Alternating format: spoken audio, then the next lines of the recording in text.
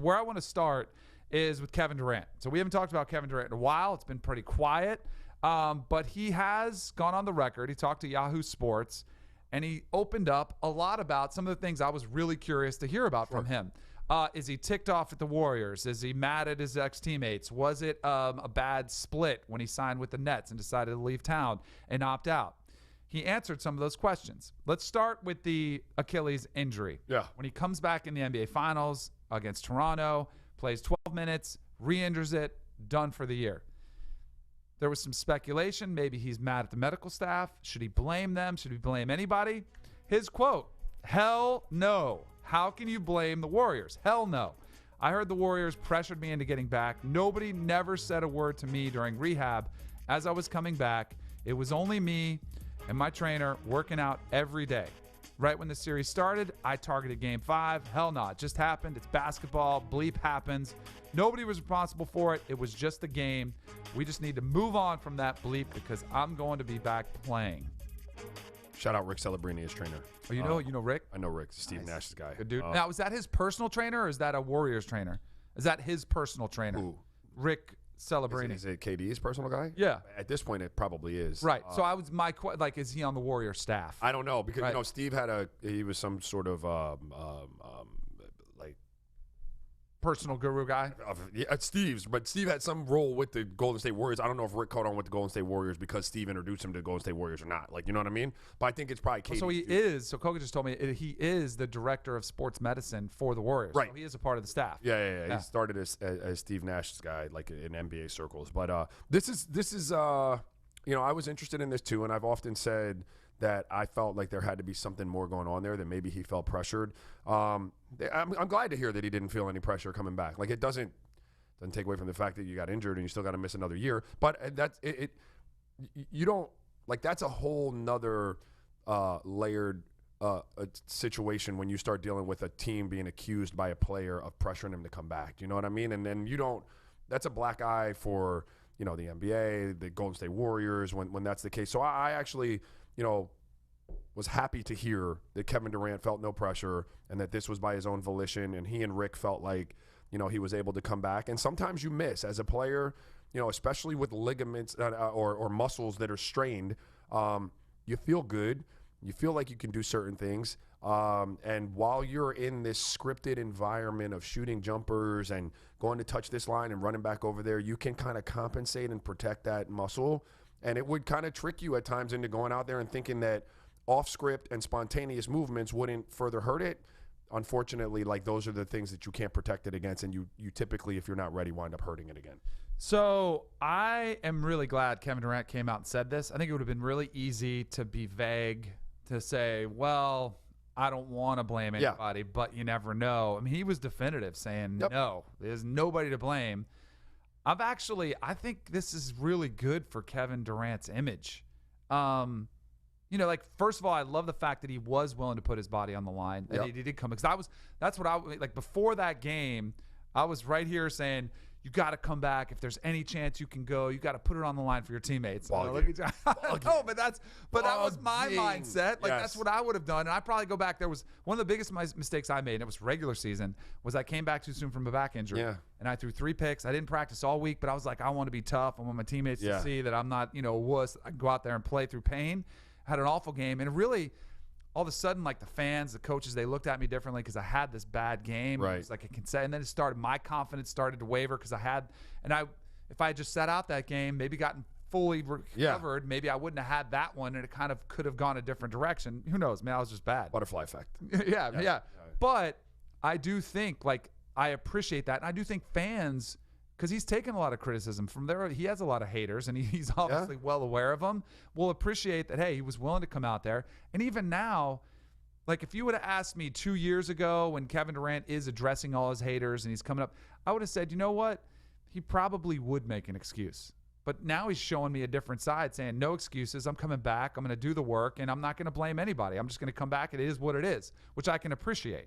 Yeah, well, I mean, again, anyone who was questioning Kevin Durant's toughness or willingness to go out there and do whatever he could for his team to win a championship, then you didn't really know Kevin Durant. Like, you haven't been watching him play since he came into the league. I don't know that was ever anything that should have been questioned. Like, you could question whether he should be on social media as much as he is, right, or whether, he should, honor some of these trolls that are trolling him with his retort. Like, that, those are conversations we can have. But whether he's an apex like competitor and willing to do whatever he needs to do to try to win, I don't know that was ever a debatable thing. So I mean, while I understand what you're saying in terms of public perception, for those people who may have doubted him, it might be a good look. For those who knew, this didn't do anything because they already knew. Like, he was.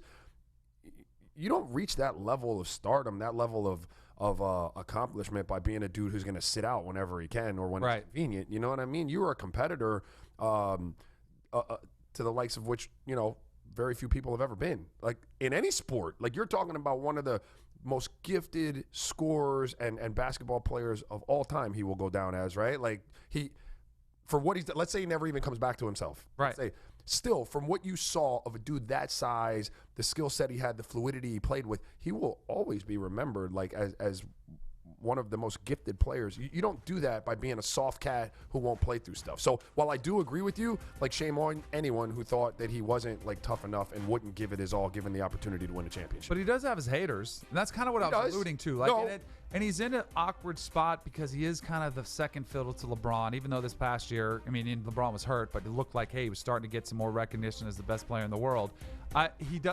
There have been some things that I think that he's mishandled publicly, like, the way he does things on social media, getting busted with the burner account, right, for those things. So I do think all of this, the way he's handling it so far is a great step in the right direction of, hey, maybe winning over some of those people like me who looked at him and not a second guesser of his ability, just kind of what he stood for and his public image. I thought he could use something like this, and maybe adversity brings out the best in him, where I think he's handling this really well. A lot of speculation about him had been, how is he getting along with the Warriors? Right. Of course, you had Draymond suspended because of their beef earlier in the season. There's always been, well, is he really part of this team? Kevin Durant, when he talked to the media a couple times, he said, you guys are trying to tear us apart. When they asked him, there was a question, I don't even remember it. They said, what about the team? And they almost asked Kevin Durant like he wasn't on the team. And right. Durant noticed it. He was like, what do you mean the team? I'm a part of the team. Right. It's us. It's not them. So he actually opened up about this supposed beef. And he said, yeah, I'm tired of talking about that bleep. Look, we're grown men. We understand what it is. We're playing basketball for a living. It's business. Everybody congratulated me when I went to the Nets. Everybody wished me well. And they know that I'm still a phone call away. So I just happen to play in a different jersey now. Nothing else is going to change. Do you believe him on this one? I think there might be more to this one. Me too. Again, this is one of those where I think he played it correctly. Like, to your point about the previous statement, I think this was well put. And what you need to say, relationships are never black and white. Even, you know what I mean? Like, they're just not. And that's what you develop in locker rooms. Like, you have relationships with guys. Like, there are degrees of relationships. Like, one guy might be tighter with you than others. But, these are relationships, and they're fluid. They're fluid things. Like, some days they're good, some days they're bad. Like, you guys make up. Like, you're tighter than you were before. It's just like any relationship you have. So to think that it's all good and no one has any beef with that, I would be reluctant to say that. You know what I mean? But most guys do understand, like, this is a business. This is, we have a small amount of time to maximize whatever we want to maximize, whether it's money, whether it's playing in certain markets, whether it's just generally enjoying the heck out of your career, and you don't begrudge each other that for the most part. You could still be a little disappointed and salty that your reign as a super team has come to an end, and feel happy for a guy for going to do what makes him happy. Do you know what I mean? Like, yeah, for relationships sure. are complicated like that. I think different teams are different personalities too. Yeah. Some teams are really tight knit. There's a family there. Maybe Steph has that with Clay, the Splash Brothers. Maybe they have it with Draymond. I don't know. I don't know the ins and outs of that ones. I don't think Kevin Durant and them were really, like a team. I'll give you an example. It felt really like a family. Was the Heat when they had LeBron, D Wade, Bosh, and Birdman, the role players. Remember them? They were doing the Harlem Shake, and they're making videos, and they just had a chemistry where it felt like, man, this team feels like a family. Right. And that's probably your optimal situation that you would love to have, and it doesn't mean that you have to have it. But I don't view this Warriors team with or without Kevin Durant that way. Yeah. And maybe they are, maybe Kevin Durant, but I absolutely don't think Kevin Durant was that chummy with the rest of the guys in that Well, locker room. Now they're good and they're okay with each other. Right. There's not a beef, but I just don't think it was, this family type environment. Yeah, that's a difficult one because you had a core together for years prior to him getting there. So, that's awkward. Yeah, it's awkward, right? Like you could be in the circle, but you might not be in the smaller circle. Like, do you know what I mean? Like you're in the general circle of friends, but there's a smaller circle of friends that sometimes you might not make it into because you just got here. It's a weird. That's a weird one. And so you feel that like, man, I know they're cool with me, but are they all like? Are we right? Are we family, or are we just family? Like, And so there could be something to be said for that. But I think Kevin Durant always knew, and most people in Golden State probably felt, and that's why there was a little bit of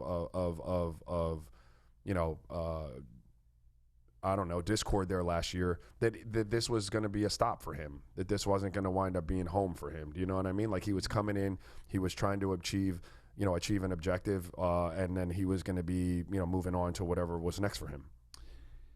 Do you feel bad for KD because, his initial post on Instagram right after he had the surgery to fix his Achilles was, I'm going to be back. I'm going to be back and better than ever. In this article, this piece with Yahoo Sports, he said, I'm just going to keep getting better. I'll be back playing at a high level. There's nothing for me to worry about. Like he's optimistic as you get. Yeah. But man, there's a part of me that just says, you're still early in this. And you'd never say this to his face. Like if you're in his team, you're encouraging. Sure. But there's a part of me that says, man, does he aware of the reality of the situation, which is you're probably not going to be the same player. And I hope he proves all of us wrong who think that. Well, I mean, look, he can still be really, really good. Right. And he said, I'll be back playing at a super high level. Like I tend to agree with that. You will be. But you never get it all back when you come off of Achilles. You just don't. Like I've said this, this isn't a knock on Kevin Durant. This isn't a fact about Achilles injuries. Like you don't come back as the same player.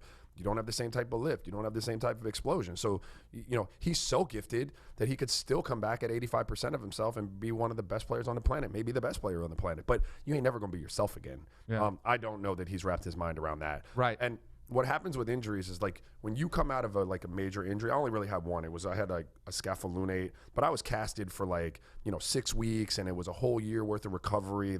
It was nasty. You come out right after post surgery, man, you're gung ho, you're fired up, you're ready to get into this, man. Get this thing off, let's get to work. You see some results really quickly because it's atrophied and stuff to a point where it doesn't even look like a hand, and now you can move it again, and you're like, oh man, this is gonna be a breeze. I'm gonna get after it. And then you're like a month into rehab, and you've kind of plateaued, and stuff is tough, and they're the dog days of your rehab, and you're not seeing the gains anymore, and you're like, oh, I'm still way far away from being where I need to be. Then reality starts to sink in, you know what I mean? And you're like, oh, shoot, we got a problem. This is going to be more than I thought it was. And so I imagine somewhere in there where you have to recalibrate, because you do. Like, you've pushed through this. Now you're at a point where you're like, am I ever going to be back? Like, I don't see it. Like, I'm not responding. You have to recommit yourself in the middle of rehab to the last part of your rehab, like that second half. All right, dude, I'm all in. I'm going after this. I can be back. But you got to come to the realization at that point that this might not look like it was going to look, but I'm going after it anyway. Yeah. Like, I'm in. Let's go. When he gets to that point, and he's fresh off of it. This is a honeymoon phase, oh, absolutely, so to speak. You know? In the middle of that, talk to him like 3 months from now, like when he's grinding and he knows he's still a long way away, and then he's had a little setback with it.